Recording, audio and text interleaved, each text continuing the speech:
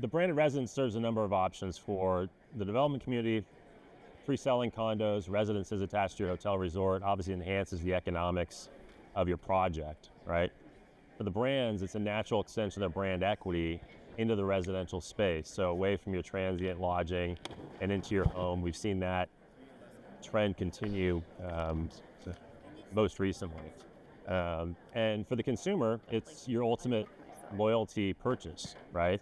Not just gaining points, staying nights in cities or resort destinations, but actually buying a home that's got the brand of Disney or Four Seasons or Ritz or Aman. It's the ultimate test of loyalty.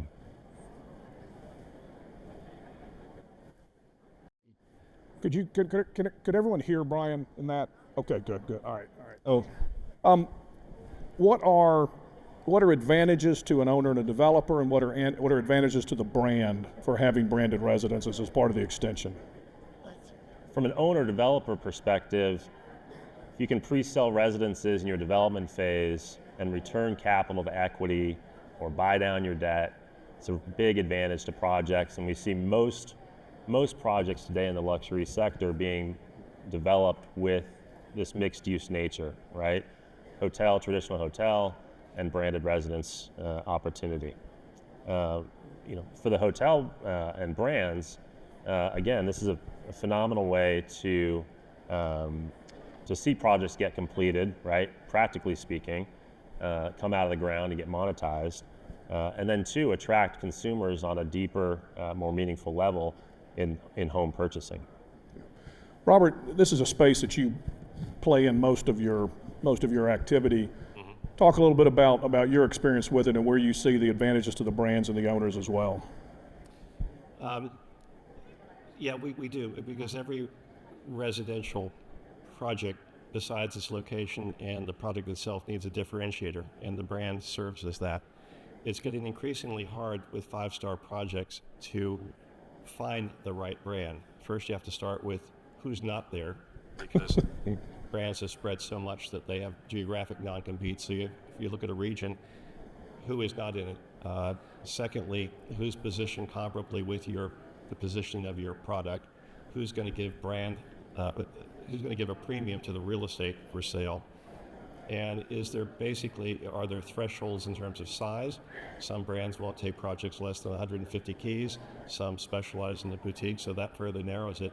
So at the end of the day, the universe for a five-star project, which is our niche, is very small and not an easy decision to make, because it has huge ramifications. Yeah. Edouard, you guys announced Accor Living, 4 years ago sometime? Talk a little bit about that. What was the genesis of that, and then how's Accor Living rolled out as part of the larger company? Yeah, absolutely. So we started in the branded residential space in 2001 in Mexico with the Fairmont brand. So we were one of the pioneers to move in that space. And when the Accor organization acquired the Fairmont brand, we tapped into this expertise, and it was great to have that, but then we needed to solidify that into a platform. So that's the genesis of creating this Accor One Living platform, which is now pulling all the brands together. Everything that has to do with residential falls under this platform, and we've got a team of experts that can do everything from legal, helping you set up your HOA documents and manage the HOA. Of course, there is a lot of branding and marketing that goes around selling those products. And so the point of this platform is to do all the steps from inceptions to selling to managing a project. Kind of a one-stop shop for the developers and owners to get their projects done. How many of the Accor brands are today offering a branded residential product? About 20. We've got about 50 projects live operating in the world, branded residential project, 120 in the pipeline with about 20 brands. Yeah. And we can go into lifestyle or luxury. Those are really the two big segments. Right. And I know we're here to talk today primarily about luxury, but to the point Edouard made, and there may be somebody here from Marriott International who can correct me, but if my memory is correct, I think Marriott is now doing branded residences with 12 of their brands, kind of coming down the chain scale, if you will, from ultra luxury to luxury into mid-scale. And at IHG, we've got projects with 6 of our brands with branded residential, and And Margaritaville is another company that got into branded residences. And all due respect to the Margaritaville people, I wouldn't put Margaritaville in the same category as Ritz-Carlton, Four Seasons, St. Regis. It's a luxury brand, but it makes the point that there is an opportunity for branded residences, not at the very highest of the branding scales at all. So, Robert, anything to add here on our branded residences? Yeah, I would just point out two things. Number one, the different entrants, the new entrants to the space. So you've got everything from Bentley motor cars to Aston Martin and Porsche. You've got restaurants like Cipriani going into the business. Riva, the Italian yacht maker, speedboat maker, announced a project a couple of weeks ago in Fort Lauderdale, Riva Residences. Even I read recently that even Elle magazine is going to have branded residences. So you've got every lifestyle brand that you can think of, designers, lifestyle, luxury goods, trying to go into this space to capitalize on it. And I think the two mega centers for beyond luxury hotel brands for that, the automobiles and the fashion designers and all, are the greater Miami area, South Florida, going up as far as north as Fort Lauderdale and Palm Beach, and then also in Dubai. There's just a proliferation of all those brands. I remember working in Miami a couple of years ago, and I don't think the project's moving forward, but one of the big restaurant companies, someone like Michael Mina or like Wolfgang Puck was going to do a branded residence in Miami. I'm not sure that went forward, but to your point, it's expanded way, way beyond the original, which was the luxury hotel brands. Luxury hotel brands doing that. And Phil, just something to add on that point quickly. I think there's an important distinction to make on this point around the residential accommodation type for brands, right? You have, on the one hand, you have a very clear for sale product, the branded residence product that all of the major luxury brands are in, and at the same time, you have groups like Homes and Villas by Marriott, right, through the Bonvoy loyalty program, also offering 115,000 different listings of transient residential product geared toward customer capture. So the brands are approaching this residential accommodation space in a number of different ways to achieve ultimate customer capture, either on the buyer side for a resort or urban hotel, or also just for a transient guest, right? Yeah, good point. I'll just add one thing that we haven't talked about is how big is this market? The studies show that worldwide there are about 690 branded residence projects in existence, 690. There are about 600 more in the pipeline. You referred to Marriott International. Marriott International, the luxury group, has 527 hotel projects and about as many in the pipeline.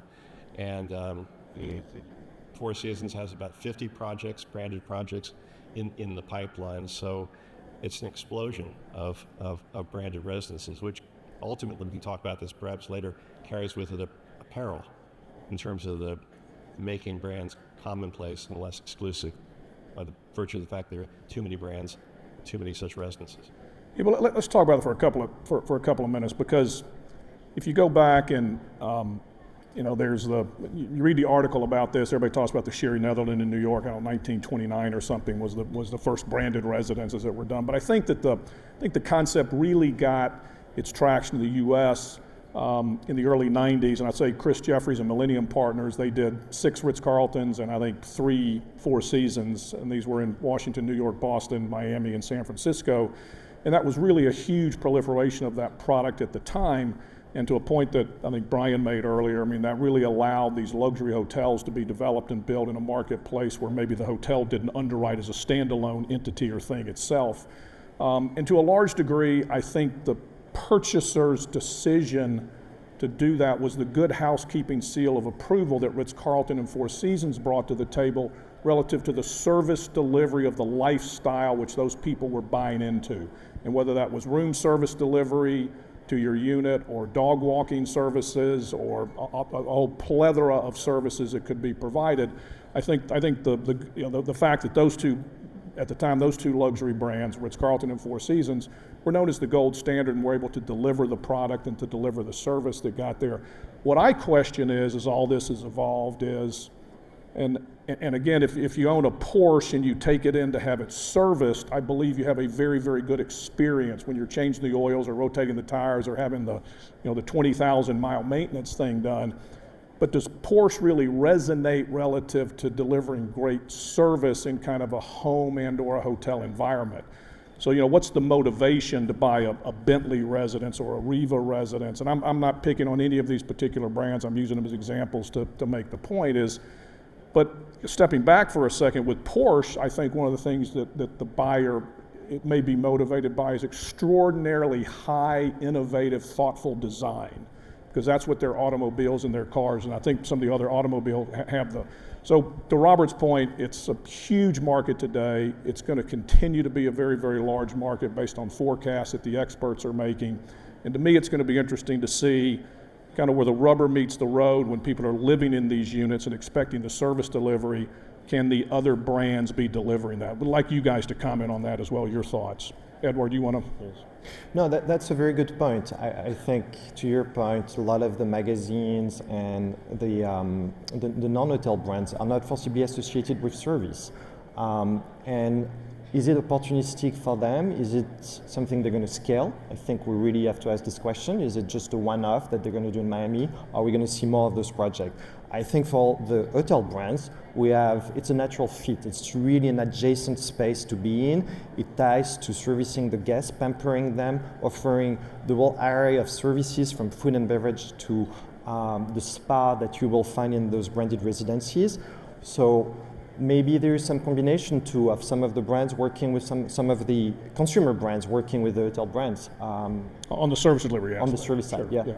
yeah. Brian? And ultimately, it's an important point. I'm sure, Edouard, you discuss this a lot and feel the same, but ultimately these are consumer brands, right? Marriott, Accor, and really in the process of exploring product innovation, it's really a test of how far you can push your brand equity into which sectors, right? And where there's operational constraints or financial constraints or consumer tension. But that's ultimately the exercise that we're talking about here, right? It'd be it branded residences or yachts or standalone villas or what have you. There is the question of whether these non-hospitality brands can, as you point out, actually operate the hotel. The other consideration is, do they have the reservation infrastructure in place to drive people to rent the units? Even at the highest end of the market, 75, 76% typically of a ultra expensive unit, the units in the building are rented out.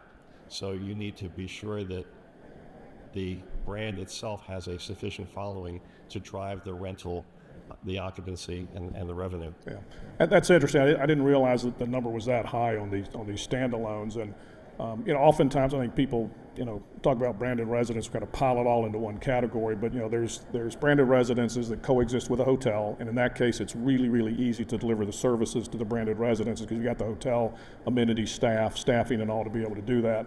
Kind of the next iteration of that is the standalones, which I would put these other non-hospitality brands into the standalone because typically they do not have a hotel component with them. They may assume a rental program is going to come, but there's typically not a hotel component that's within them. And then I understand that Four Seasons is exploring, and back in must have been the mid to late 90s, I know Ritz-Carlton explored communities. And I was at Ritz-Carlton at the time, and we worked on a couple of projects where, you take a 400-acre community in Naples, Florida that's called, Whispering Pines or whatever the name of it is. You take the Whispering Pines name off, you put the Ritz-Carlton name on it, 200 homes, private golf club of 200 members, all those amenities inside, and for that whole community to be branded Ritz-Carlton. And I can't remember, for whatever reason, we never got those projects off the ground and got moving. But I know some of the luxury brands are now evolving, trying to move into that space as another extension of the brand and kind of in this general category we talk about of branded residential. So yeah. They're also going not just macro but micro. For example, Marriott, whom I referred to earlier, is going to go into tended camps, remote lodges, and other bespoke experiential hospitality experiences. Yeah, I think those overlap, and we are going to talk about tented camps, glamping in a minute, a little bit later as a brand extension as part of this. So let's move off of branded residences. We can come back with questions from the audience when we get towards the end of the program on that. And one that intrigues me, maybe goes back to my childhood of the train going around the Christmas tree and all that. You guys are kind of what's it as it relates to trains and brand extension. Edouard, give us a little bit on that, if you would, please. Yes, very, very interesting new segment we're moving in. So we're adding this new expertise. I mean, we're in the hotel space. We've been managing hotels for 100 of years in some instances, and now we're adding this new segment. So trains. They've been around, they were in fashion, and then kind of faded a little bit away, and then now we're trying to bring it back. And so we're doing 3 trains. 2 of them are going to be going through Italy. We're calling them the Dolce Vita. And one of them is going to be going through, it's the old Orient Express that we're reviving, that's going to be going through Eastern Europe from Paris down to Istanbul.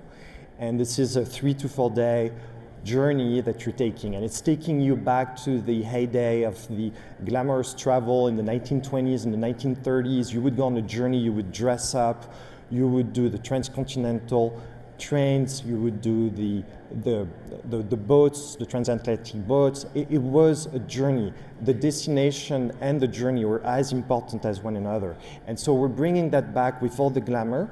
We're not the only one there. There's Belmont, obviously, is a very well-known name, and they run some very successful trains, and we see this segment really going back in fashion. So why are we doing it? Because it is challenging. We're really learning something new. How do you maintain the train? How do you operate a train? There's a lot of new questions that we've got to figure this out, and we're in the process of doing that. The trains are going to start running next year.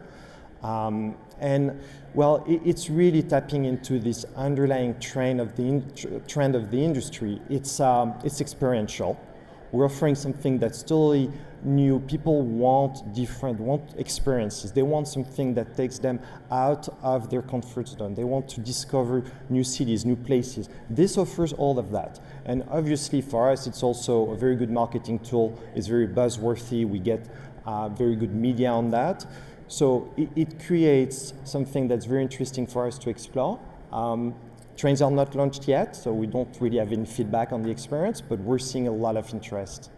And will this be an extension of the Orient Express brand or one of the other Accor brands? It is still the Orient Express, okay, which is a brand that was born out of the train in 1883, that went through so many various iterations, and today doesn't have any operating assets. It's just a brand. And that brand is being now rejuvenated. We're doing, one hotel is going to open next year, and then the second one the year after. We're doing the 3 trains, and we're doing 2 boats. So it's the true experiential brand that covers experiential hospitality. Yeah, Brian or Robert, comments on trains? You got knowledge of any other of the brands that may be trying to get into that space? Not of brand extensions per se, but it's important to note, think of the Fairmonts located in Western Canada, right? You had a really symbiotic relationship between the Canadian Pacific Railway, between Vancouver and Jasper and Banff and Lake Louise, that still exists today. That's an incredible arrival experience, if you will. It's not a branded operation for Fairmont, but certainly enhances the experience and represents a large portion of the booking revenue. And then are customers on those trains then stopping at Banff for a day or two and then getting back on the train to go the rest of the way? Yeah, there's transport between the two. They often go to Jasper and continue on to Calgary or Banff, Lake Louise. Whole itinerary planned around it. All those hotels were built by the railway companies back in the day, so their history is still tied to the history of trains. Right. It may not be branded Fairmont, but there's the attachment to that relative to how the consumer may see it or experience it. So, you mentioned Orient Express trains and doing some boats. Let's morph into the yacht expansion for the brands. Ritz-Carlton announced it 3-4 years ago, I think. I believe there's 2 that are operating that one can go on, and I think another one's been announced under construction. Four Seasons has recently announced a similar program of Four Seasons yachts. I'm not sure what the schedule are for those to be launched, but Brian, you want to talk a little bit about that extension of what's going on? Sure. I mean, from a product innovation perspective, it's really interesting. I'm curious to see how it pans out ultimately. You have of the major-ish brands, you've got Ritz-Carlton, Four Seasons, Mandarin, and Aman, who've announced yacht-like experiences, either actively booking or in the future. And practically speaking, some of the brands are running out of real estate, right? And so product innovation for its consumers, I think, makes sense to introduce this. And there's also a competitive nature to it as well. Others in the space who are operating small boats in Southeast Asia, the Caribbean, throughout the Med, have really gained favor as personalization of travel and more intimate travel and experiential travel, as Edouard mentioned, has seen more favor recently. And so it makes sense that the larger brands are paying attention to this and seeing how they can offer a similar experience to their most loyal customers. I was involved with the first more than involved, with the first residential ocean liner called the World about 20 years ago, where it was not a cruise ship. It actually had 100 or so full-sized homes on board, 3,500 square foot homes with kitchens and dining rooms and every resort amenity. And it had never been, it's very challenging, and which is why I took it on. It's the ultimate pre-sale challenge. You can't see it. It's never been done before, and it's going to take 3.5 years to build. And so we were one of the obstacles was raising money for something where there was no proof of concept. So I got to tell you a funny story. We flew over to London to meet with Orient Express, hoping that they would brand it Extension. And I'd flown overnight from New York, and the whole team flew in from Norway, and we were up in the boardroom overlooking the Thames of Orient Express and making a presentation to the board and the chief executive, and we went on with our road show. And at the end of this an hour-long PowerPoint presentation, the chief executive leaned forward and he said, "Now, let me get this straight. Are you looking for us to invest in and partner with you?" And we said, "Yeah." He said, "No, that's not going to happen. Lunch?" That was the end of that. So it was, with all these brands extensions, there is a challenge because often you have no proof of concept yet. Yeah. And that was the ultimate test. But I think my sense is a big part of this is the brands want to continue to get their share or fighting for more than their fair share of the consumer's spend. And these luxury hotel consumers have the capacity, the interest, and the ability to consume these other luxury things, whether it be a train journey or a week or 2 weeks on a small cruise ship or a big yacht, however you want to define that. And so I think part of it is continue to expand their business, keep the customers, and at least for those of us, IHG, Accor, Marriott, Hilton, Hyatt, the big companies that have the big loyalty programs, it's to kind of keep those consumers within the ecosystem of our loyalty program for more and more of their experiential travel in general, and the spend that they're taking. So, but let's be clear. I mean, the actual practical operational considerations to execute a successful voyage that's not in a fixed asset on a beach is very, very different and a huge risk for the brands. I think it's a big new step. It's much more expeditionary. You have a lot more moving parts and on land excursions and back on the boat and different jurisdictions, and so it's a much more intimate, in many respects, experience for the consumer. But operationally, I would imagine it presents quite a bit of challenges.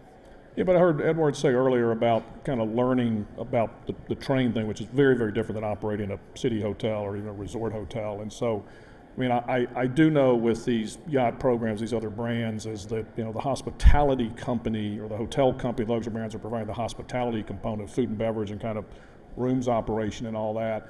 But the maritime part of it for these yachts is being done by somebody that's done that and is deeply, deeply experienced. Like, there's been a couple of sessions yesterday and today talking about kind of partnering with the right people from a brand standpoint. To your point, Brian, on these things, it's critical that for these brand extensions that are kind of way outside the realm of the hotel company's expertise and skill set, that they be partnering with the right people, because as you pointed out, the maritime people could stub their toe and pick any of the luxury brands you want to, and then all of a sudden it's a big black eye on those luxury brands, and what's the devaluing of the brand versus what the potential upside is for these expansions. So yeah, I mean, when I ran growth at Inspirato, a luxury villa rental business, one of our prized experiences was we would charter a Lindblad Nat Geo cruise, buy it out entirely, and members would go down to Antarctica from Argentina.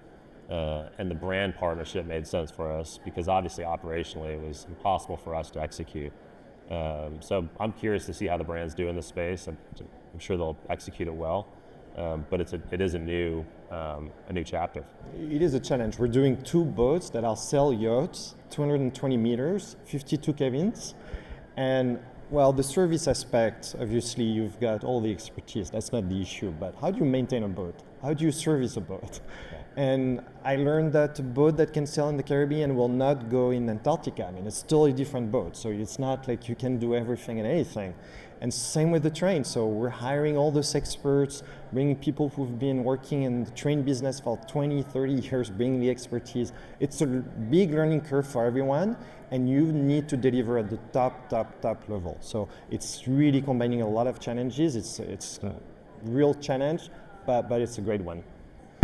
And I would say, given the great expansion that's taking place in these areas, not talking about branded residences now, kind of the other ones, obviously the consumer is weighing in that that's something they want and they want to buy. I mean, I understand that that first Ritz-Carlton yacht that's out there is, somebody may do it while we're sitting here, is you can go online. I don't think you can book a trip on that until 12, 14, 15 months from now to have any availability. So it's been very, very successful, and it's done well for itself as an extension. And the point is, they got to be careful in the non-hospitality delivery of the product that they got the right partner in place. So, a couple minutes ago, we started talking about, somebody brought up glamping, tented camps, and all that stuff.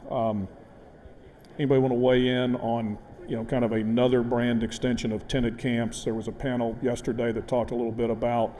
I know Four Seasons has a tented camp they built in Punta Mita, which is somewhat of a separate facility. The one a lot of people in the luxury and ultra luxury business talk about is what Aman did in Utah, where they effectively kind of doubled the size of the offering with a separate tented camp. I know, Brian, you spend a lot of time in that space and understand it. You want to jump in first? Sure, happy to. I spend a lot of my time in the outdoor hospitality space, broadly defined, and product innovation and how consumers are traveling is interesting. I think from a luxury consumer perspective, this tented camp glamping experience, either Camp Sarika at the very high end in Amman in Utah, or the tented camp in Punta Mita with Four Seasons, it plays off a trend in the luxury space that we've, I think, hit on a lot during this conference, which is hyper personalization and a true connection to the sense of place, right? And that manifests in this case in the product type, right? So if you can place and successfully operate a tented camp in Mexico or Utah, and create that intimacy with the environment for the hyper luxury traveler, that has broad appeal today.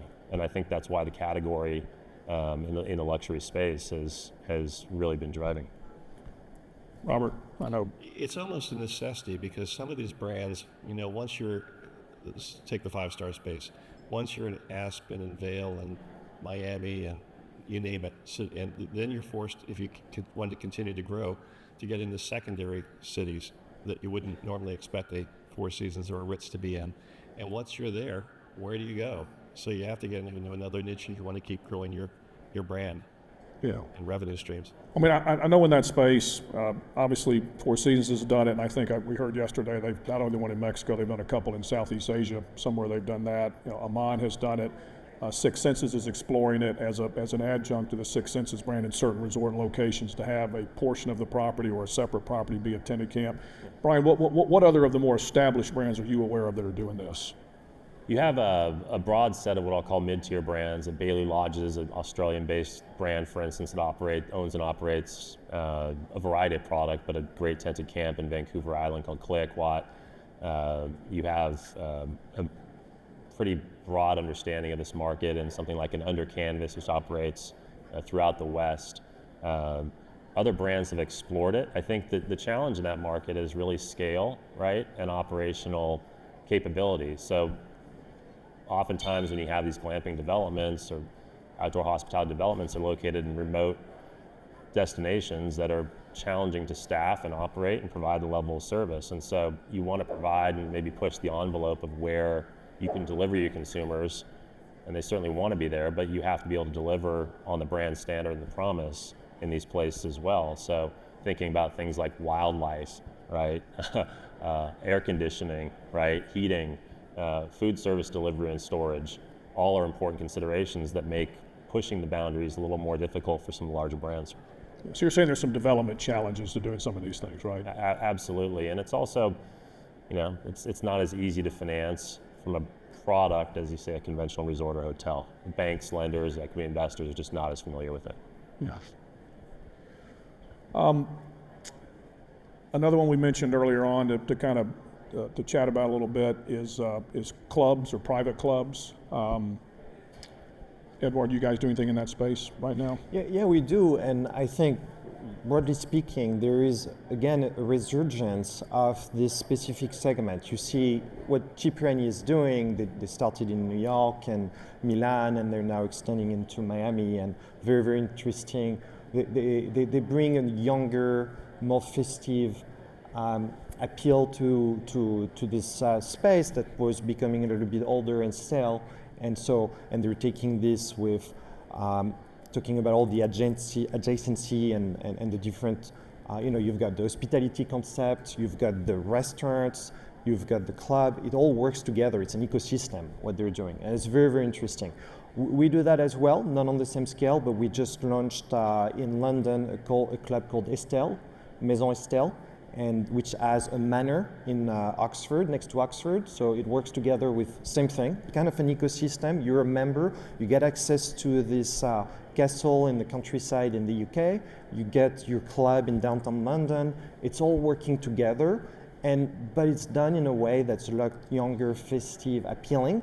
And it's working very, very well, yes. And does the club in London have a hotel room component to it? Not in London. We have the castle outside of London, but not in London proper. And is this a new brand in the Accor lineup? It is new as of a year ago, self-grown within the group, part of the lifestyle division, yes.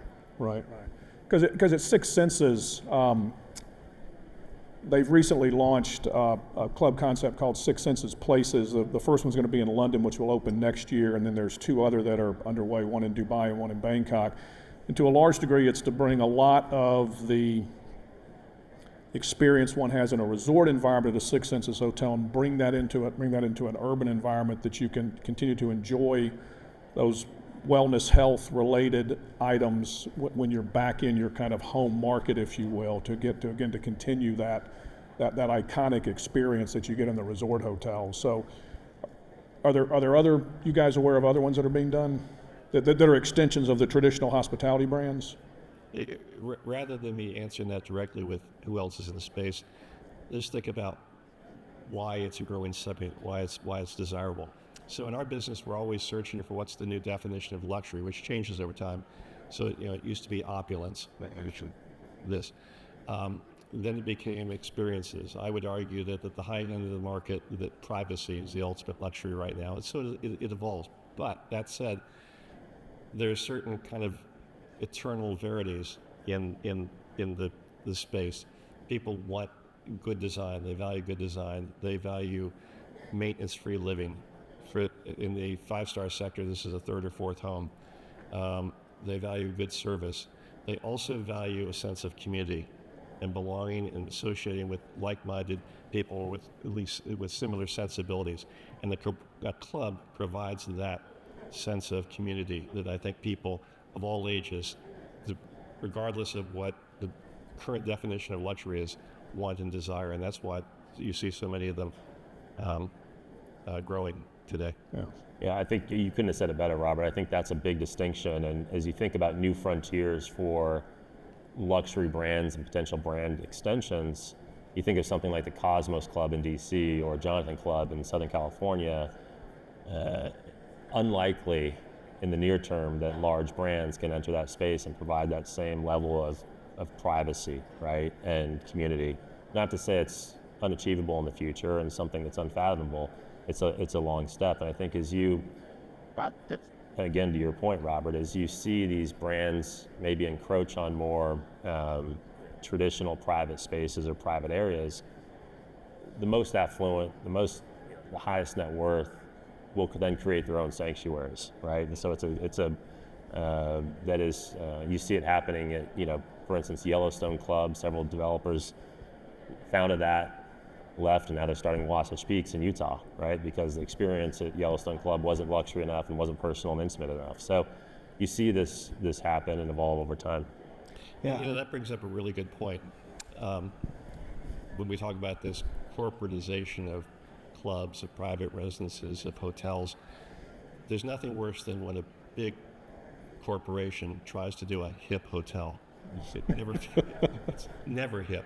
It smacks of, homogeneity. It's just, and so if they're going into this intimate space of experiences, of trains, of clubs, the real challenge is to be authentic and have character to it, and that's a real challenge for these big behemoths, hotel operators. Well, but I think the senior management of those companies acknowledge that. I mean, just at IHG, Six Senses has continued to operate as a very, very separate, different organization. To continue to support your point on that. And I know your title designates it at a core. You guys have done that because you're not out worrying about getting the basic hotels done. It's only the stuff at the very, very high end. So. I think all the big groups are realizing that, and those inherent challenges of creating something that is lifestyle and keeping the ethos of the lifestyle when you're a big corporation. So AHD with Six Senses, now Hyatt announced that with their lifestyle division that they're creating in New York with dedicated lifestyle platform. We've done the same with dedicated CEOs responsible for their own brand, which they have the DNA. They're not doing an Ibis in the morning and a Raffles in the evening. All they're doing all day long is ultra luxury. Or we'll have a division dedicated to lifestyle, and everything they do is lifestyle. Their office screams lifestyle. They would not be wearing a tie. They would not be wearing, everything about them is lifestyle, and so we try to keep it true to its essence. That's very important. Now, going back to the club, I think it's difficult to scale them. Soho House is probably the biggest out there, and their stock's not doing that well. I think it's a challenging model to really manage to make money on the global scale. Clubs by nature are pretty local. Every club is a local in New York, it's in London. They may have another branch like what Casa Cipriani is doing now, Milan and New York, but you want to use it when you're in town and where you live. And so trying to branch that and create something that's going to work around the world is a challenge, and I'm not sure it's something that the big brands will manage to do. Well, Six Senses is trying. That's an interesting experiment. But select locations and initially urban locations to kind of bring that into when you come home from your destination to do that. So yeah, and the proliferation of private clubs in New York, for instance, is just astounding, right? I mean, it's gone. They're phenomenal experiences too. I mean, Coco's up in the GM building and overlooking Central Park. They're great experiences. Yeah. Let's see. Do we have any questions from the audience, from the group there? Anybody got questions? Raise your hand. You can holler, come up to the mics, whatever. Yeah. If there are no questions, Phil, I'd maybe add another point on just the brand expansion from a commercial perspective. You've seen product innovation in the form of traditional management agreements with capital providers, Oaktree, for instance, doing the Ritz-Carlton yachts and such. Ritz managing that. You've also seen brands actually use their balance sheet to acquire companies. Look at Hyatt, for instance, acquired Mr. and Mrs. Smith, which had large collection of properties, hotels, and villas all around the world, and the related technology that came with that.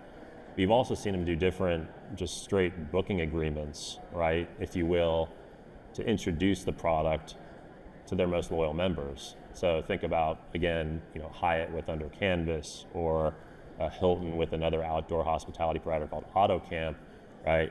Creating that exclusive partnership to then introduce this new product, where they're not necessarily taking a lot of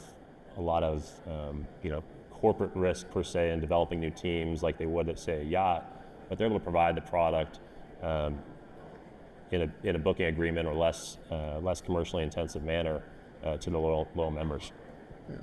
I mean, I think as we look into the future, what could be some more of these extensions that take place? I mean, one of them that I'm just kind of personally interested in seeing if it happens is I want to say assisted living, but maybe plus 55 living. And Robert, where you live in Charleston, South Carolina, there's been a great project built that the creme de la creme of low country of South Carolina is, people that are in the 55 plus age bracket have moved into those facilities, highly amenitized, service delivered like a luxury hotel would deliver service. And so in my mind, that could be a natural extension of that. I mean, again, Margaritaville, which to me is a very, very unique brand, and I'm not sure if they were in the hotel business and moved into other stuff, or if they were in other stuff and moved into the hotel business, but they've got a 55 plus, I think there's 3 or 4 of these communities that they've done that I understand have been very, very successful, and it's creating a lifestyle for people. And again, if you look at Margaritaville as a hospitality company, that's an extension that they've gotten into kind of in their price point and with their followers and all.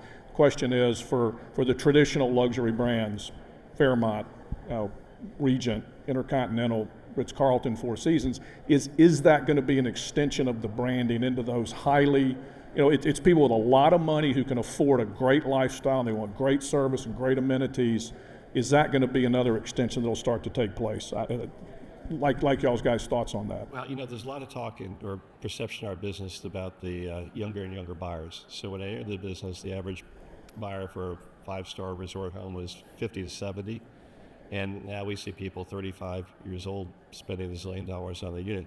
That said, a recent RCL Coast study of second home buyers said that 65% of the purchasers of second homes are still 55 years old and older. So that is still a powerful buying segment. And I think it's inevitable that they would gravitate towards highly service branded senior communities like that. Yeah, I mean, the global wealth transfer for the boomer, I think, is what, $85 trillion for that generation. And so naturally, brands would probably want to attract some of that consumer spend. Yeah, well, I can see where that wealth transfer to this younger demographic that Robert just mentioned are the ones that are now buying the $5 and $10 and $15 million branded residences in Hawaii and ski locations and all. The question is, are their parents going to, as they transition in life, when they move into those, I don't like the term assisted living, into those 55 plus communities, let's call them, are they going to gravitate to some of the higher level of service, higher branding value in their own minds? So are you guys considering anything in the space that you're aware of? So we're not that I know of, that we're exploring today, but it's a very interesting concept. I'll echo what Robert just said. Is one of our most recent branded residential project in the US, the profile of the buyer was a lot of people who used to own a big home in the suburbs, and the kids out of to school, and just the house is a pain to maintain. They just sold the house and they bought this serviced apartment, all the services, all the amenities, nothing to worry about, and paid a premium for that. So it's exactly this market demographics that we're talking about. Yeah. Let me tell you how large that market is. People don't realize how many affluent, let alone ultra-high net worths there are in the world. Recent studies are there are over 426,000 ultra-high net worth individuals in the world. What's the definition of ultra-high net worth? More than $30 million in net worth, exclusive of their residence. It's a lot of people. You say it's approaching half. Yeah. Or, Half million. yeah. It's up this year. It's up. They're 8% more than they were last year, so it's a growing segment as well. These are all our customers, regardless of whether it's a tented camp or a train, a ship, or a conventional hotel. Yeah. Very strong demand. Okay. We're about out of time here. Any final comments from? I always find it interesting when you travel with folks and you say, okay, where are we going to stay tonight? And you say, I'm a Marriott guy or I'm a Hilton guy, right? I think that is a final passing note. Like if you think about brand extensions and consumer connection to a brand, I think that's going to resonate more and more, and that connection is going to be a lot stronger. Even the last few years it has been, but something to think about. Yeah, it is. That's a good point. Just my space of branded residences. It's another way for a hotel brand to reinforce, strengthen their relationship with their customer base. You're dealing with them on many different levels now, not just a 4-day stay at a hotel. Right. Yeah. No, Yes. Question here.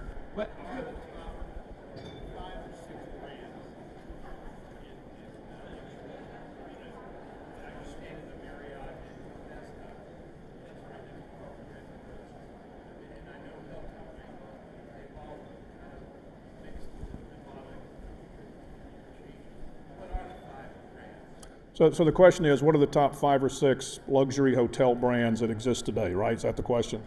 All right, we'll start at that end, and I'll add a couple, I'm sure, when it gets I'll down see if to I can my get end. them all right. So Marriott, Hyatt, Hilton, IHG, Accor.